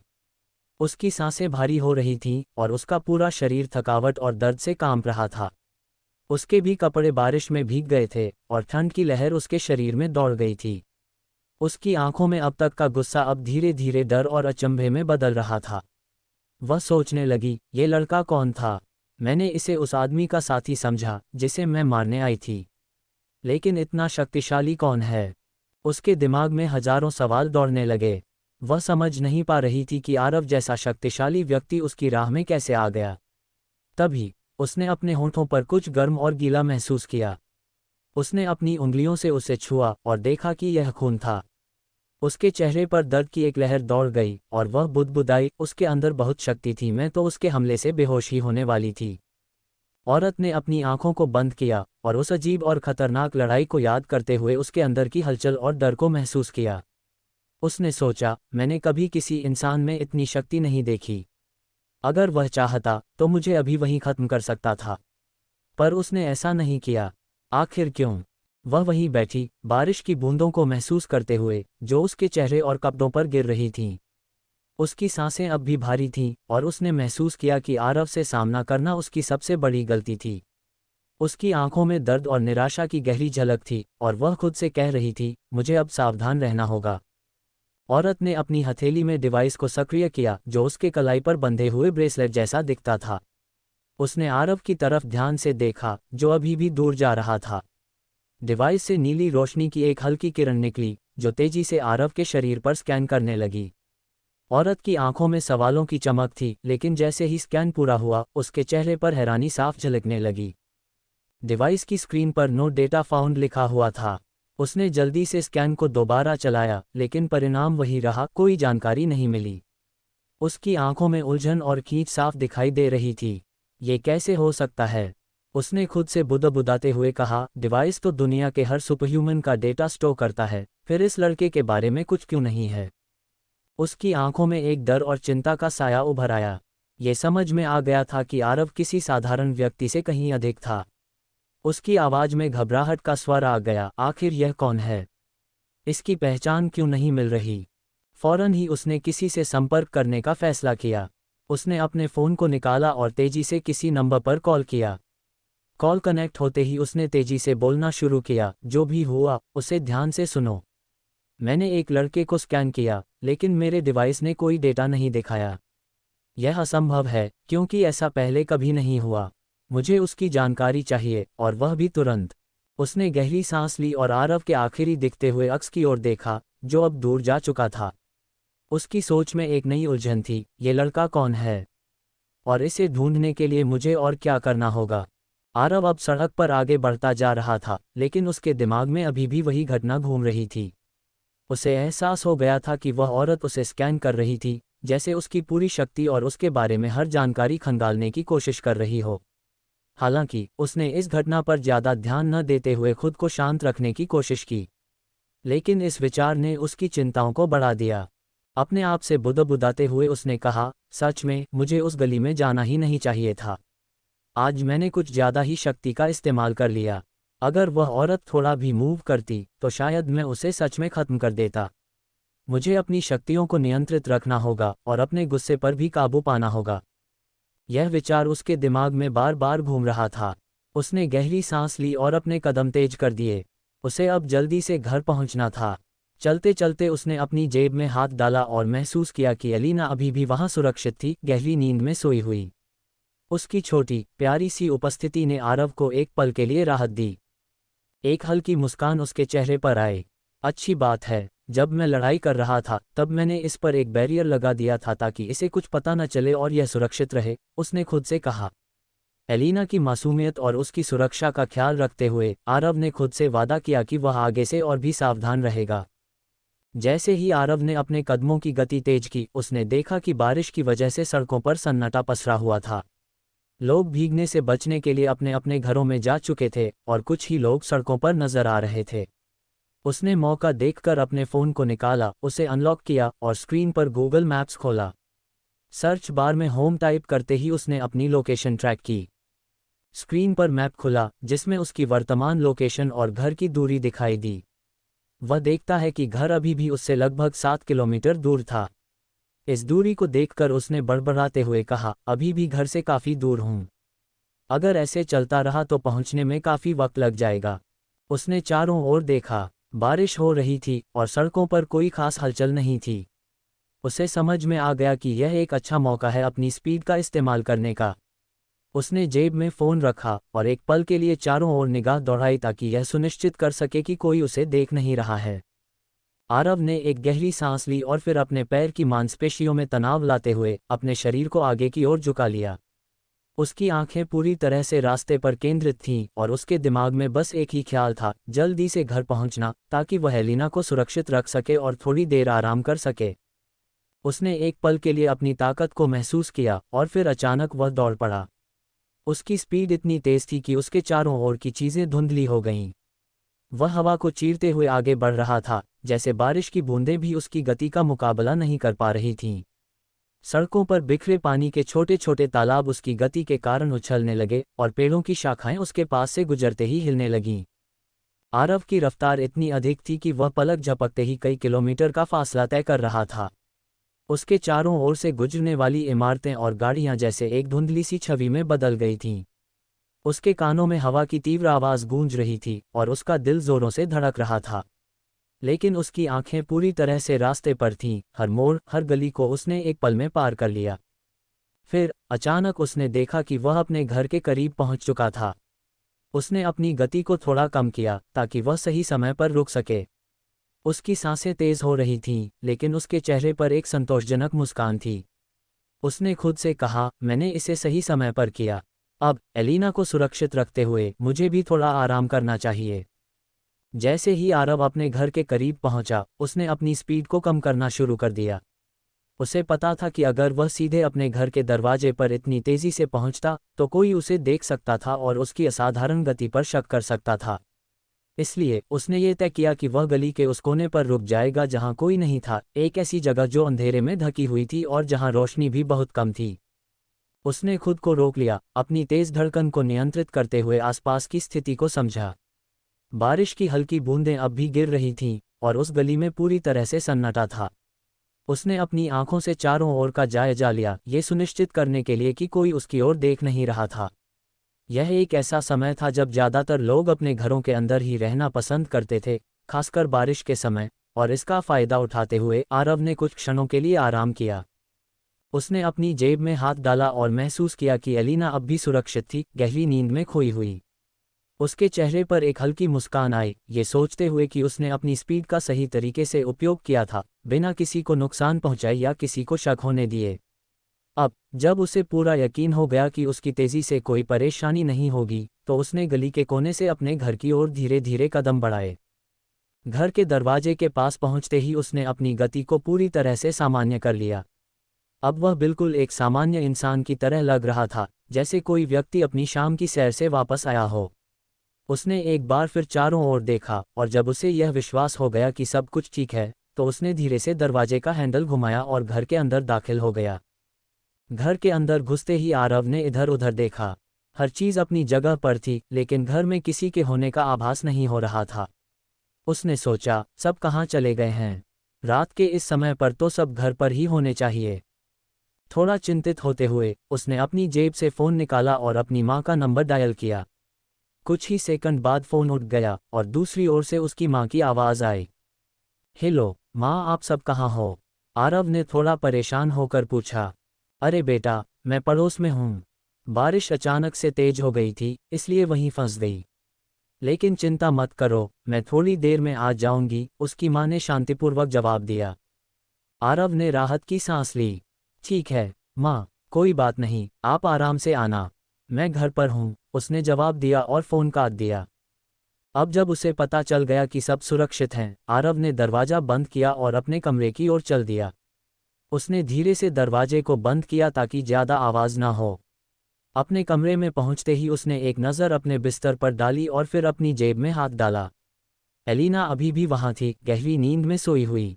आरव ने ध्यान से अपनी शर्ट के बटन खोले, ये सुनिश्चित करते हुए कि एलिना की नींद न टूटे। जैसे ही उसने शर्ट को उतारा, उसने महसूस किया कि उसकी पूरी शर्ट और बाकी के कपड़े बारिश और धूल से गंदे हो चुके थे। उसने सोचा, यार, मैं और मेरे कपड़े दोनों ही पूरी तरह गंदे हो गए हैं। पहले नहा लेता हूँ, फिर बाकी सब देखता हूँ। शर्ट को उतारकर आरव ने उसे एक कुर्सी पर रख दिया ताकि एलिना को आराम मिलता रहे। फिर वह बाथरूम की ओर बढ़ा। दरवाजे के पास पहुंचकर उसने एक बार और एलिना पर नज़र डाली, ये सुनिश्चित करने के लिए कि वह ठीक है। उसकी मासूमियत और शांत चेहरा देखकर आरव के चेहरे पर हल्की मुस्कान आ गई। बाथरूम में पहुंचकर आरव ने शॉवर चालू किया। ठंडे पानी की धाराएं उसके शरीर पर गिरने लगीं और वह ताजगी महसूस करने लगा। जैसे ही पानी उसके शरीर से गंदगी और थकान को धोने लगा, आरव ने अपनी आंखें बंद कर लीं और उन घटनाओं को याद करने लगा जो आज हुई थीं। उसके मन में अब भी बहुत से सवाल थे, लेकिन उसने तय किया कि इन सब के बारे में बाद में सोचेगा। नहाते हुए उसने खुद से कहा, पहले आराम कर लूं, फिर सोचूंगा कि आगे क्या करना है। पानी की हर बूंद के साथ उसकी थकान धीरे धीरे खत्म हो रही थी और वह फिर से ताजगी महसूस करने लगा। शॉवर लेने के बाद आरव ने बाथरूम से बाहर आकर खुद को तौलिए से अच्छी तरह सुखाया। उसने एक आरामदायक पजामा और टी शर्ट पहनी और फिर बिस्तर के पास जाकर एलिना को देखा। वह अब भी गहरी नींद में थी, उसकी सांसें हल्की हल्की चल रही थीं। आरव ने ध्यान से एलिना को अपनी शर्ट से उठाया और उसे बिस्तर पर एक सुरक्षित और आरामदायक जगह पर रख दिया। उसने सोचा, अब सब कुछ ठीक है, एलिना सुरक्षित है, माँ थोड़ी देर में आ जाएंगी और मैं भी अब थोड़ा आराम कर सकता हूँ। आरव ने खुद को बिस्तर पर गिरा दिया और एक लंबी सांस लेकर आंखें बंद कर लीं। आज का दिन बहुत लंबा और थकान भरा था, लेकिन अब वह अपने घर में, अपनी दुनिया में था, जहां वह सुरक्षित और शांत महसूस कर सकता था। आरव की नींद गहरी नहीं थी, इसलिए जब उसके पेट से हल्की सी आवाज़ आई, तो वह तुरंत जाग गया। उसे एहसास हुआ कि वह भूखा है। उसने अपने पेट पर हाथ रखा और मुस्कुराते हुए बुदबुदाया, लगता है अब पेट भी कह रहा है कि कुछ खा लिया जाए। बिस्तर से उठते ही उसने अपने कमरे के दरवाजे को धीरे से खोला और नीचे की ओर बढ़ने लगा। सीढ़ियों से उतरते समय उसके कदम थोड़े थके हुए थे, लेकिन उसके मन में सिर्फ एक ही ख्याल था, खाना। किचन में पहुंचते ही आरव ने चारों ओर नज़र दौड़ाई। उसने सोचा था कि शायद कुछ हल्का फुल्का खाना पड़ेगा, लेकिन जब उसने किचन में जाकर देखा तो उसे हैरानी हुई कि वहां पहले से ही खाना बना हुआ था। उसने अपने हाथों से किचन की अलमारी खोली और देखा कि खाना तैयार रखा हुआ था। उसे थोड़ी राहत मिली कि उसे अब कुछ बनाने की ज़रूरत नहीं थी। चलो पहले देखता हूँ कि क्या बना है, उसने खुद से कहा और फिर खाने की प्लेट निकाली। खाना देखने पर उसे यह महसूस हुआ कि यह ताज़ा और गर्म था, मानो अभी अभी किसी ने बनाया हो। आरव ने प्लेट में खाना लिया और बैठकर खाने लगा। पहला निवाला लेते ही उसे खाने का स्वाद थोड़ा अलग सा लगा। उसे तुरंत एहसास हुआ कि यह खाना उसकी माँ ने नहीं बनाया है। लगता है माँ ने नहीं बनाया, फिर किसने बनाया? वह सोच में डूब गया। जैसे ही उसने इस बारे में सोचना शुरू किया, अचानक उसे अपने कानों के पास एक बहुत ही धीमी और मीठी आवाज़ सुनाई दी, क्या तुम्हें खाना पसंद आया? आरव एक पल के लिए चौंक गया। उसने जल्दी से अपनी नज़रें उठाए और देखा कि वही औरत, जिसे उसने सुबह अपने घर पर देखा था, अब उसके सामने खड़ी थी। वह उसे बेहद हैरानी से देख रहा था। उसकी सांसें थोड़ी तेज हो गई थीं और उसके दिल की धड़कनें भी बढ़ गई थीं। वह औरत बस उसकी ओर देखे जा रही थी, उसकी आंखों में एक अजीब सी चमक थी। आरव को महसूस हुआ कि वह उससे बहुत करीब खड़ी थी और उसकी नज़रें उसकी आत्मा तक पहुंचने की कोशिश कर रही थीं। आरव के लिए ये स्थिति असहज थी। वह औरत उसकी ओर बस लगातार देख रही थी, मानो कुछ कहना चाहती हो, लेकिन शब्दों की जगह उसकी आंखों ने आरव से कुछ ज्यादा ही बोल दिया।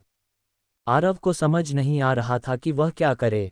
उसकी आंखें उस औरत की आंखों से मिलीं और उसे महसूस हुआ कि उसके भीतर कुछ छुपा हुआ है, कुछ ऐसा जो वह नहीं समझ पा रहा था। आरव ने गहरी सांस ली और खुद को संभालने की कोशिश की, लेकिन वह औरत अब भी वहीं खड़ी थी, उसकी हरकतों को बड़े ध्यान से देख रही थी। आरव की निगाहें उसके खाने पर टिकी हुई थीं, लेकिन उसके मन में हलचल मची हुई थी। वह औरत उसके बहुत करीब आकर बैठ गई थी और उसकी उपस्थिति ने आरव को असहज कर दिया था। उसने खुद को शांत रखने की कोशिश की और अपने ध्यान को पूरी तरह से खाने पर केंद्रित करने का प्रयास किया। लेकिन उस औरत की नज़रें आरव को परेशान कर रही थीं। वह लगातार उसे देख रही थी, उसके चेहरे पर एक प्यारी सी मुस्कान थी, जो आरव को और भी विचलित कर रही थी। आखिरकार, उसने उससे धीरे से पूछा, क्या तुम्हें खाना पसंद आया? आरव ने एक पल के लिए रुककर उसकी ओर देखा और फिर सिर हिलाते हुए कहा, हाँ, पसंद आया। वह फिर से अपने खाने में डूबने की कोशिश करने लगा, लेकिन उसे एहसास हो रहा था कि वह औरत उसे अभी भी देख रही थी। आरव ने बहुत कोशिश की कि वह उसकी नज़रों से बच सके, लेकिन उसके लिए यह बहुत मुश्किल हो रहा था। उसके हर निवाले पर वह औरत ध्यान दे रही थी, और यह आरव के लिए असहज था। खाते समय अचानक कुछ खाना आरव के चेहरे पर लग गया। उसने इसे नज़रअंदाज किया और खाने में लगे रहने की कोशिश की, लेकिन तभी वह औरत अपने हाथ से उसके चेहरे पर लगे खाने को धीरे से साफ करने लगी। आरव एकदम से चौंक गया और उसकी ओर देखने लगा। तुम्हें ध्यान से खाना चाहिए, वह औरत मुस्कुराते हुए बोली, उसकी आंखों में एक अजीब सी चमक थी। आरव के मन में हलचल मच गई। उसने सोचा, अरे यार, घर पर कोई क्यों नहीं है? कोई जल्दी आ जाए, इससे पहले कि यहाँ कोई बड़ा तूफान खड़ा हो जाए। आरव के अंदर एक बेचैनी सी बढ़ती जा रही थी, जैसे कि वह आने वाले किसी बड़े खतरे का आभास कर रहा हो। वह जानता था कि यह महिला बस एक तूफान के आने से पहले की शांति है। उसकी धड़कनें तेज हो रही थीं और मन में बस एक ही ख्याल था, जल्दी से कोई घर पर आ जाए, नहीं तो आज कुछ बहुत बड़ा होने वाला है। महिला ने उसकी प्लेट खींचकर उसे जबरदस्ती खाना खिलाना शुरू कर दिया। आरव के मन में विरोध की भावना तो थी, लेकिन वह समझ गया था कि इस समय कुछ कहना या करना सही नहीं होगा। उसने जैसे तैसे खाना खा लिया, लेकिन उसका ध्यान हर वक्त उस महिला की ओर ही था। वह महिला उसे खिलाते हुए एक प्यारी सी मुस्कान बिखेर रही थी, लेकिन आरव को यह मुस्कान उतनी ही खतरनाक लग रही थी। तुम टाइम से खाना क्यों नहीं खाते? महिला ने प्यार से कहा, जैसे वह उसकी देखभाल कर रही हो। आरव ने कुछ कहने की कोशिश की, लेकिन उसके शब्द गले में ही अटक गए। वह जानता था कि यह सब एक चाल है, लेकिन इस समय उसका सामना करने का साहस नहीं जुटा पा रहा था। आरव के मन में अब बस एक ही दुआ थी कि जल्द से जल्द उसका परिवार लौट आए, ताकि इस अजीब और खतरनाक स्थिति से वह बाहर निकल सके। महिला ने आरव को खाना खिलाते हुए प्यार से पूछा, बाहर बहुत ही ज्यादा तूफान था, बारिश भी तेज हो रही थी। तुम सुरक्षित जगह पर थे ना? तुम्हें कुछ हुआ तो नहीं? आरव ने धीरे से सिर हिलाकर जवाब दिया, लेकिन वह महिला की आंखों में देखने से बच रहा था। उसकी आवाज में एक अजीब सी मिठास थी, जो आरव को और भी असहज कर रही थी। तुमने फ़ोन क्यों नहीं किया किसी को भी? सब परेशान हो रहे थे, महिला ने धीरे से उसकी ओर झुकते हुए कहा। आरव ने अपने मन को शांत रखने की कोशिश की और कहा, मैं ठीक था, बस रास्ते में फंस गया था, इसलिए फ़ोन नहीं कर सका। महिला की निगाहें अब भी आरव पर टिकी थीं, जैसे वह उसकी हर बात का मतलब समझने की कोशिश कर रही हो। आरव के दिल की धड़कन तेज हो रही थी, उसे महसूस हो रहा था कि महिला के सवालों में कुछ ऐसा था जो उसे और भी ज़्यादा असहज कर रहा था। वह जानता था कि यह बातचीत यूं ही नहीं हो रही है, इस महिला का कोई और भी मकसद है। लेकिन वह अभी खुद को शांत रखने की कोशिश कर रहा था, इंतजार कर रहा था कि कब यह अजीब सी स्थिति खत्म हो और उसका परिवार घर लौट आए। आरव ने जल्दी जल्दी सारा खाना खत्म किया और प्लेट उठाकर धोने के लिए किचन की तरफ बढ़ा। महिला ने उसे रोकते हुए कहा, रहने दो, मैं इसे धो देती हूँ, लेकिन आरव ने जिद में आकर प्लेट अपने हाथ में ही रखी और किचन की ओर जाने लगा। उसकी मनस्थिति स्पष्ट थी, वह इस असहज माहौल से जितना जल्दी हो सके निकल जाना चाहता था। जैसे ही आरव ने अपने कदम कमरे की ओर बढ़ाए, महिला ने उसे रोक लिया। उसने कहा, मुझे नींद आ रही है, मैं सोने जा रहा हूँ, लेकिन उसकी आवाज़ में एक हल्की झिझक थी। आरव ने उसकी बातों को नज़रअंदाज करने की कोशिश की और जल्दी से आगे बढ़ने लगा। लेकिन तभी महिला ने अचानक उसके हाथ पकड़ लिए और उसे अपने पास खींच लिया। आरव एक पल के लिए चौंक गया। वह इतनी करीब आ गई कि उनके शरीर आपस में छूने लगे। आरव के दिल की धड़कन तेज हो गई। वह इस स्थिति से बाहर निकलने की कोशिश कर रहा था, लेकिन महिला की पकड़ मजबूत थी। उसकी आंखों में एक अजीब सी चमक थी, लेकिन उसने खुद को संभालने की कोशिश की। महिला ने एक शरारती मुस्कान के साथ कहा, क्या हुआ? इतनी जल्दी क्यों जा रहे हो? आरव ने नज़रें चुराते हुए जवाब दिया, बस थक गया हूँ, सोने जा रहा हूँ। लेकिन महिला ने उसकी बात को अनसुना करते हुए उसका हाथ और कसकर पकड़ लिया।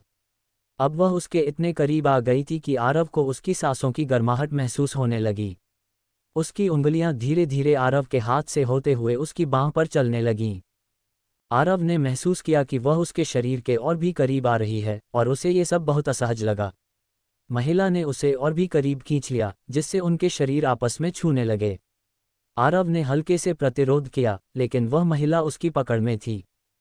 आरव ने हिचकिचाते हुए कहा, भाभी, प्लीज़ मुझे छोड़ दीजिए। मुझे परेशान करना बंद कीजिए। महिला उसकी बात पर हंस पड़ी। उसकी हंसी में एक अजीब सी नज़ाकत थी, जो आरव को और भी बेचैन कर रही थी। उसने आरव की ओर देखते हुए कहा, तुम्हें परेशान करने में तो बहुत मज़ा आता है, लेकिन ठीक है, अब तुम्हें नहीं छेड़ूंगी। उसने धीरे धीरे आरव का हाथ छोड़ दिया, लेकिन उसकी आंखों में अब भी वही शरारत थी। आरव ने राहत की सांस ली, लेकिन उसके भीतर एक अजीब सा डर और बेचैनी थी।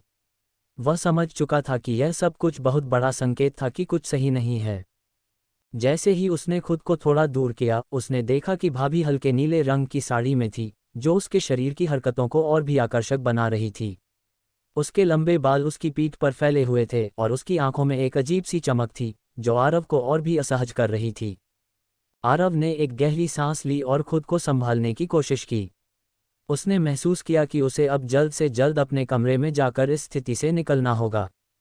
आरव अपने कमरे की ओर बढ़ते हुए भाभी से कहता है, भाभी, अगर कोई काम नहीं है तो मैं जा रहा हूँ अपने कमरे में सोने। भाभी ने हल्की सी मुस्कान के साथ जवाब दिया, अरे रुको ना, इतनी भी जल्दी क्या है? अभी तो घर पर भी कोई नहीं है और मैं अकेली बोर हो जाऊंगी।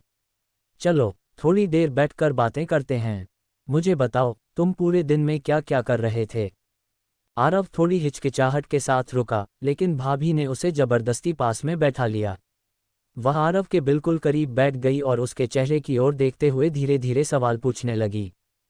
भाभी ने मुस्कुराते हुए पूछा, तो आरव, आज का दिन कैसा रहा?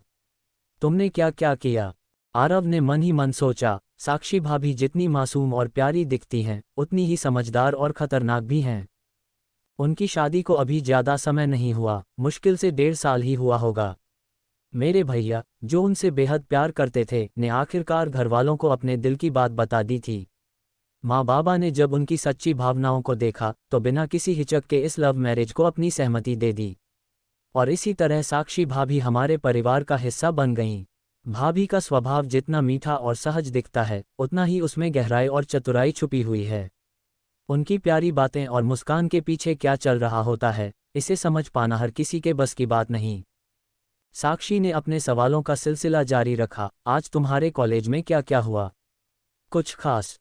आरव ने झूठी मुस्कान के साथ जवाब दिया, कुछ खास नहीं, बस रोज की तरह था। लेकिन आरव जानता था कि यह बात यहीं खत्म नहीं होने वाली थी। साक्षी के सवालों के पीछे हमेशा कुछ और ही मतलब छुपा होता था। वह मन ही मन सोचने लगा, ये सवाल कुछ समय पहले पूछे गए सवालों से जुड़े हुए हैं। भाभी जरूर वही बात फिर से उठाने वाली हैं। साक्षी ने अचानक से एक शरारती मुस्कान के साथ पूछा, आरव, सुबह तुम इतने जल्दी क्यों भागे? मैं कुछ कहना चाह रही थी, लेकिन तुम तो मानो हवा की तरह खिड़की से बाहर निकल गए। आरव ने हल्की सी हंसी के साथ जवाब दिया, भाभी, मुझे कॉलेज के लिए देर हो रही थी।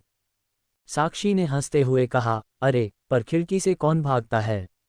सच में, तुम तो बहुत ही शरारती हो गए हो। आरव समझ गया कि साक्षी की यह बातचीत केवल एक बहाना है, असली सवाल अभी आने वाला है। उसने बात बदलने की कोशिश करते हुए कहा, भाभी, मैंने सुबह आपको देखा था, लेकिन आपके हाथ में बच्चा नहीं था। आपका बच्चा कहाँ है? साक्षी मुस्कुराते हुए जवाब देने लगी, तुम कैसे देखोगे आरव? तुम तो बस मुझे छोड़कर भागने में ही बिजी थे। असल में उस समय बच्चा मेरे भैया के हाथों में था। और अभी तो वो मम्मी जी के पास है, यानी सासू माँ के पास, जो पड़ोस में बारिश की वजह से फंसी हुई हैं। साक्षी की हंसी में एक अलग ही मिठास थी, जो आरव को और भी असहज कर रही थी। आरव जानता था कि साक्षी के सवालों के पीछे जरूर कुछ बड़ा छुपा है। उसने मन ही मन सोचा, साक्षी भाभी की इतनी मिठास भरी बातें मुझे मुश्किल में डालने वाली हैं। मुझे जल्दी से जल्दी इस बातचीत को खत्म करना होगा, वरना। साक्षी ने उसके हाथ पर हल्का सा स्पर्श किया और कहा, आरव, मुझे तो तुम्हारी चिंता हो रही थी। तुम इतने देर से घर लौटे और फ़ोन भी नहीं किया। सच में, तुमसे बातें करके मन को सुकून मिलता है। आरव के दिल की धड़कन तेज हो गई। वह जानता था कि साक्षी का ये सुकून देने वाला व्यवहार यूं ही नहीं है। उसने अपनी बातों को संभालते हुए कहा, भाभी, सब ठीक था, बस रास्ते में फंस गया था। लेकिन साक्षी की आंखों में अब भी वह शरारत बरकरार थी, जो आरव को असहज कर रही थी। वह जानता था कि यह सब कुछ यहीं खत्म नहीं होने वाला। आरव मन ही मन दुआ कर रहा था कि जल्द ही यह बातचीत खत्म हो और वह अपने कमरे में जाकर आराम से सो सके। लेकिन उसे नहीं पता था कि साक्षी के सवालों के पीछे छुपी असली मंशा क्या है। आरव को एहसास हुआ कि साक्षी भाभी के सवालों से बचना अब और मुश्किल हो रहा था। वह उनकी नज़रों से बचने की कोशिश कर रहा था, लेकिन साक्षी के सवालों ने उसे कहीं का नहीं छोड़ा। जैसे ही साक्षी भाभी ने अगला सवाल पूछने के लिए मुंह खोला, आरव ने उनकी बात को बीच में काटते हुए कहा, भाभी, आपने बताया नहीं कि आपका भाई भी आया था। वो इस समय कहाँ है? मैंने उसे कहीं भी नहीं देखा। साक्षी भाभी की आंखों में एक शरारत भरी चमक आ गई। उन्होंने हल्की मुस्कान के साथ कहा, तुम कैसे देखोगे आरव? तुम तो खिड़की से भागने की कोशिश में लगे हुए थे। मेरा भाई मुझे बस छोड़ने आया था, फिर वापस चला गया क्योंकि उसे कुछ जरूरी काम था। आरव ने राहत की सांस ली कि उसने भाभी के सवालों से बचने का एक बहाना ढूंढ लिया था। लेकिन साक्षी भाभी की शरारत भरी मुस्कान उसे अब भी असहज कर रही थी। वह जल्दी से वहां से निकलने की सोच रहा था। भाभी, मुझे नींद आ रही है, मैं अब सोने जा रहा हूं, आरव ने बात बदलते हुए कहा और कमरे की ओर बढ़ने लगा। लेकिन साक्षी भाभी ने उसकी चालाकी को भांप लिया। उनकी मुस्कान और गहरी हो गई। सच में, देवर जी तो बहुत चालाक हो गए हैं। मेरे हर सवाल से बचने की कोशिश कर रहे हो, उन्होंने हल्के से उसकी तरफ देखते हुए कहा। आरव ने उनके इस मजाक को नज़रअंदाज करने की कोशिश की और उठकर जाने लगा। लेकिन जैसे ही वह उठने वाला था, साक्षी भाभी ने अचानक उसका हाथ पकड़ लिया और उसे अपने पास खींच लिया। इस खींचतान में आरव का संतुलन बिगड़ गया और वह साक्षी भाभी के ऊपर जा गिरा, जो पहले से ही सोफे पर थीं। आरव का शरीर साक्षी भाभी के ऊपर था और उनके बीच की नज़दीकी ने उसे बेहद असहज कर दिया। उसने जल्दी से उठने की कोशिश की, लेकिन साक्षी भाभी ने उसे कसकर पकड़ लिया। उनकी उंगलियां आरव की कमर के चारों ओर कस गईं। भाभी, छोड़िए इससे पहले कि हमें कोई देख ले, आरव ने घबराते हुए कहा, लेकिन उसकी आवाज़ में असहजता स्पष्ट थी। साक्षी भाभी की मुस्कान और भी गहरी हो गई। उन्होंने शरारत भरे अंदाज में कहा, पहले मेरे सवाल का जवाब दो, फिर छोड़ूंगी। आरव ने अपने दिल की धड़कन को नियंत्रित करने की कोशिश की, लेकिन साक्षी भाभी की मजबूत पकड़ और उनकी आंखों में शरारत उसे परेशान कर रही थी। वह जानता था कि साक्षी भाभी उसे इतनी आसानी से जाने नहीं देंगी, और इस स्थिति से बाहर निकलना अब और भी मुश्किल हो गया था। आरव की धड़कनें तेज हो रही थीं। साक्षी भाभी की मजबूत पकड़ और उनके सवालों ने उसे पूरी तरह से उलझा दिया था। वह समझ नहीं पा रहा था कि इस स्थिति से कैसे बाहर निकले। साक्षी भाभी की आंखों में जो शरारत भरी चमक थी, वह उसे और भी बेचैन कर रही थी। तभी अचानक आरव के दिमाग में एक आइडिया आया। उसने अपनी घबराहट को छिपाते हुए कहा, भाभी, देखो भैया आ गए। साक्षी भाभी की पकड़ तुरंत ढीली पड़ गई। उनके चेहरे पर आश्चर्य का भाव था और वह अनायास ही दरवाजे की ओर देखने लगीं। आरव ने इस मौके का पूरा फायदा उठाया। जैसे ही उसकी पकड़ ढीली हुई, आरव ने झट से खुद को छुड़ाया और तुरंत वहां से भाग खड़ा हुआ। साक्षी भाभी ने जैसे ही दरवाजे की ओर देखा, वहां कोई नहीं था। पूरे कमरे में एक अजीब सी शांति थी। आरव जा चुका था और कमरे में केवल उनकी भारी सांसें और दिल की धड़कन की गूंज बची थी। साक्षी भाभी तुरंत समझ गईं कि आरव ने उनके साथ चालाकी की है। उनकी आंखों में एक शरारत भरी मुस्कान उभर आई और उन्होंने हल्की हंसी के साथ कहा, आरव, तुम कितनी भी कोशिश कर लो, लेकिन मेरे सवालों का जवाब दिए बिना तुम मुझसे इतनी आसानी से नहीं बच सकते। कमरे में अब भी सन्नाटा था, लेकिन साक्षी भाभी की हंसी और उनकी बातों की गूंज उस शांति को भंग कर रही थी। आरव को भागते हुए देखकर वह अपने आप को मुस्कुराने से नहीं रोक सकीं। उन्होंने धीरे धीरे अपने बालों को ठीक किया और सोफे से उठ खड़ी हुईं। उनके चेहरे पर एक संकल्प दिखाई दे रहा था, वह आरव से जवाब जरूर लेंगी, चाहे वह कितना भी भागने की कोशिश करे। कमरे में अब भी वही खालीपन था, लेकिन साक्षी भाभी के मन में आरव के साथ हुए इस मजाक का मजा अभी भी बरकरार था। उन्होंने अपनी साड़ी के पल्लू को ठीक करते हुए सोचा, अभी तो ये बस शुरुआत है, देवर जी। देखते हैं तुम मुझसे कितनी देर तक बच पाते हो। आरव कमरे में घुसते ही दरवाजा बंद कर दिया और जैसे ही बिस्तर पर गिरा, उसके मन में अचानक ख्याल आया, मैं तो भूल ही गया था कि भाभी घर पर थीं और मुझे उनका सामना भी करना था। उसने खुद को तकिए पर और ज्यादा धंसाते हुए सोचा, कैसे मैं इतने बड़े सवाल से बच सकता था। सच में भाभी बहुत प्यारी दिखती हैं और खूबसूरत भी, लेकिन उतनी ही खतरनाक भी हैं। वह खुद ही हंस पड़ा। वह अपनी सीने पर हाथ रखकर लेट गया और छत की ओर देखने लगा। अब मुझे सोचना होगा कि उनके उस सवाल का कैसे जवाब दूंगा। अगर कुछ भी गलत कहा तो बहुत ज्यादा परेशानी खड़ी हो जाएगी। वह थोड़ी देर तक सोचता रहा, फिर उसके मन में ख्याल आया, भाभी को लगता है कि मुझे तंग करने में बहुत मजा आता है, इसीलिए तो हर बार कोई न कोई तरीका ढूंढती रहती हैं मुझे परेशान करने का। आरव ने हल्के से सिर हिलाया और हंसी दबाते हुए कहा, हाँ, लेकिन हमारे बीच जो रिश्ता है वह बिल्कुल सही है। ऐसा नहीं है कि उनके मन में कोई और भावना है, बस उन्हें मुझे परेशान करने में मजा आता है और मुझे भी, जब कभी मौका मिलता है, उन्हें थोड़ा बहुत तंग करने में। वह बिस्तर पर करवट बदलते हुए मुस्कुराया, लेकिन अफसोस, मुझे बहुत कम चांस मिलता है। हर बार वो मुझसे एक कदम आगे ही रहती हैं। आरव ने फिर से अपनी आंखें बंद कर लीं, लेकिन इस बार एक सुकून के साथ। उसे पता था कि साक्षी भाभी के साथ यह खेल चलता रहेगा। उन्हें एक दूसरे को तंग करने में मजा आता था और यही बात उनके रिश्ते को खास बनाती थी। साक्षी भाभी अब जो अकेली घर पर थीं, बाहर हो रही हल्की हल्की बारिश को खिड़की से देख रही थीं। उनके चेहरे पर एक हल्की मुस्कान थी और उनकी आंखों में शरारत भरी चमक थी।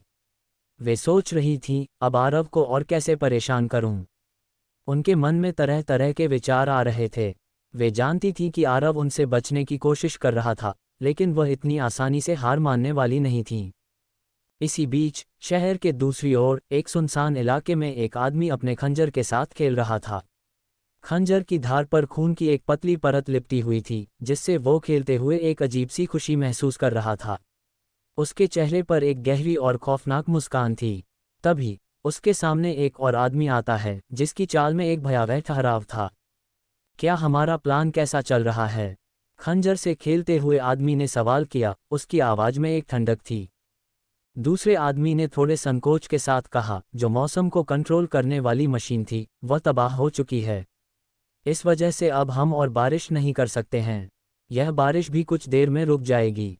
खंजर वाला आदमी रुक गया और उसकी आंखों में एक खतरनाक चमक उभर आई। और क्या वह लड़की आई थी? दूसरे आदमी ने सिर हिलाते हुए कहा, पता नहीं, लेकिन वहां पर एलिट गार्ड जरूर आए थे। खंजर वाले ने धीरे से खंजर को घुमाते हुए कहा, अगर एलिट गार्ड आए थे तो लड़की नहीं आई होगी। उसकी आवाज में एक सिहरन थी। दूसरे आदमी ने झिझकते हुए कहा, नहीं, डिवाइस तबाह कर दिया गया है। हमने हर तरफ देखा, लेकिन हमें कोई दिखाई नहीं दिया। खंजर वाला आदमी एक पल के लिए ठहर गया, फिर धीरे से कहा, इसका मतलब वह लड़की जरूर वहां थी।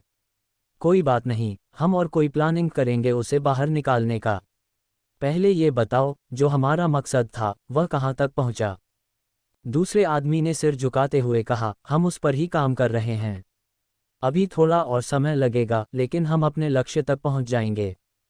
खंजर वाले आदमी की मुस्कान और गहरी हो गई।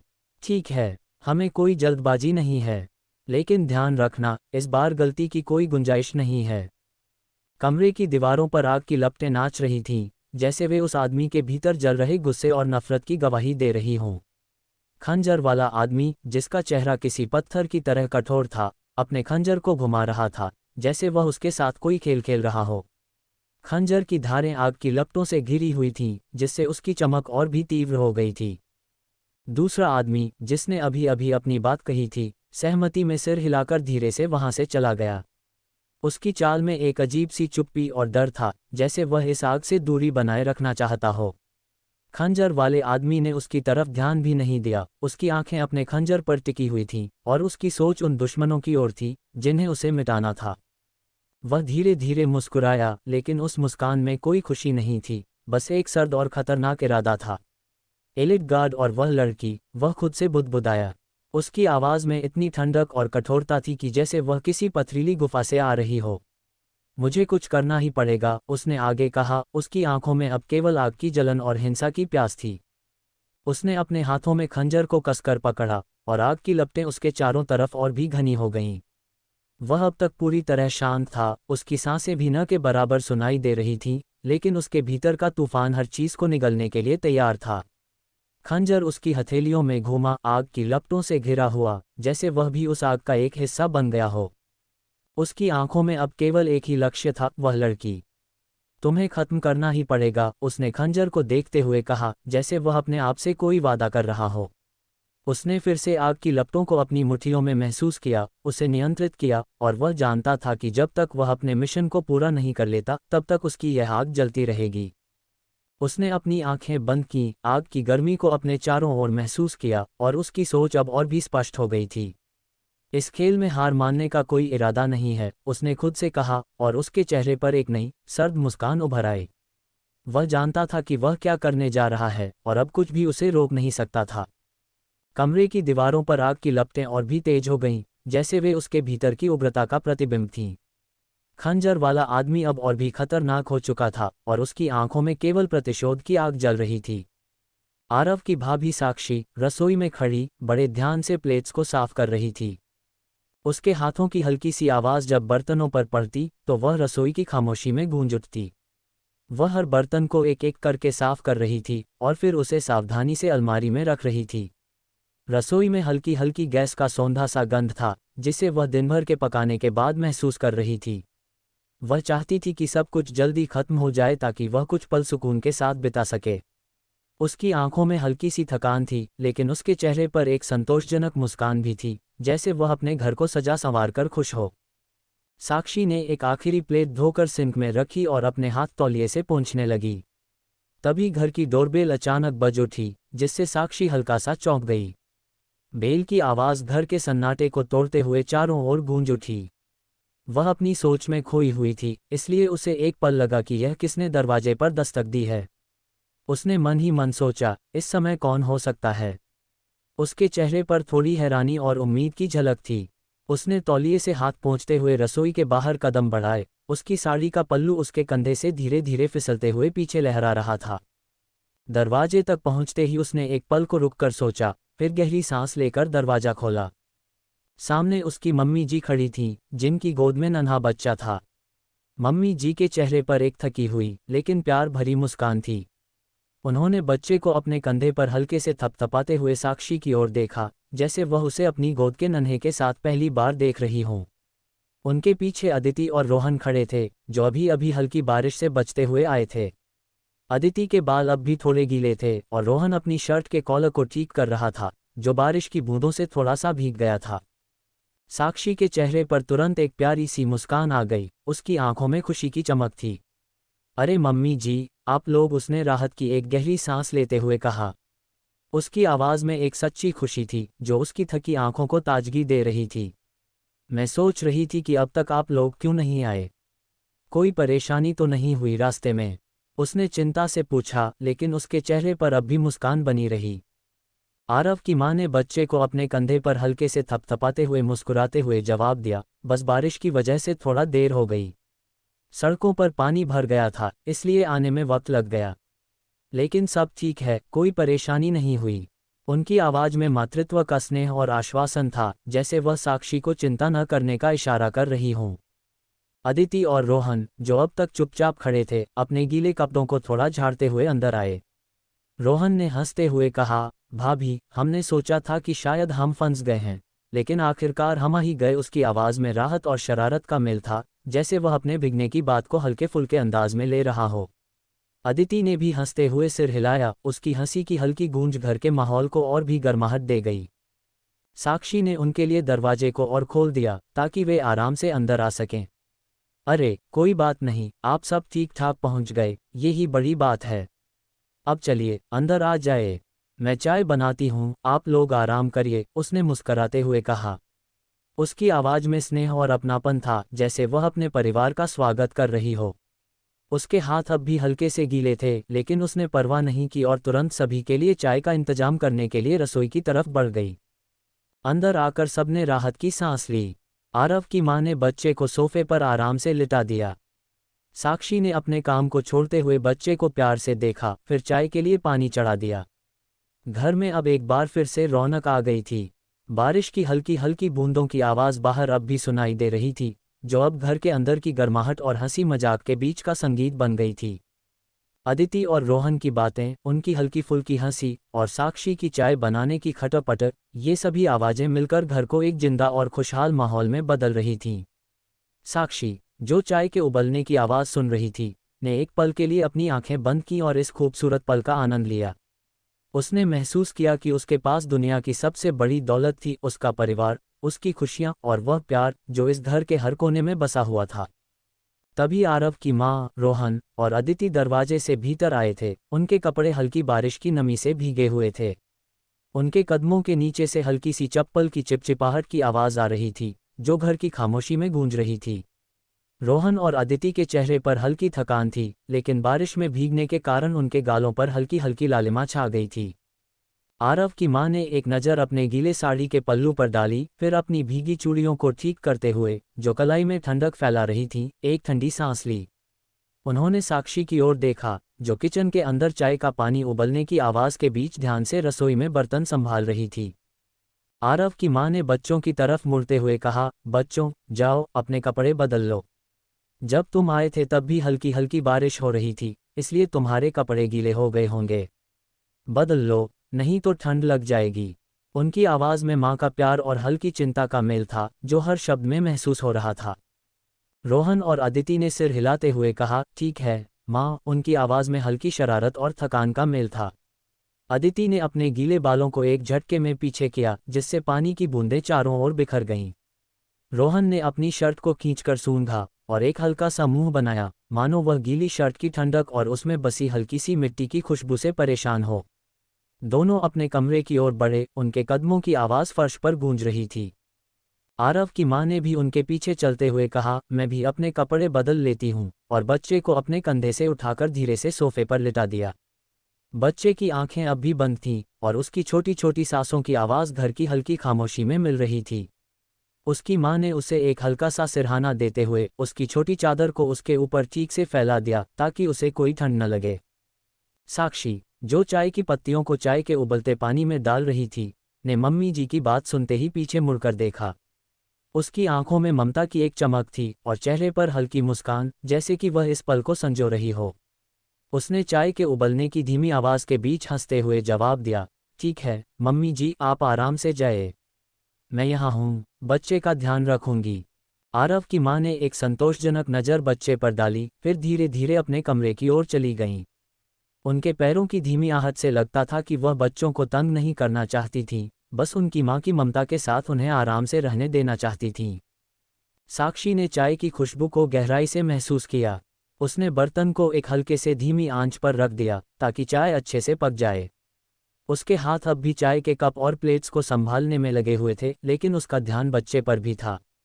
वह बीच बीच में पीछे मुड़कर बच्चे को देख लेती थी, जो सोफे पर आराम से सो रहा था। उसकी छोटी छोटी उंगलियां अब भी उसकी चादर से लिपटी हुई थीं।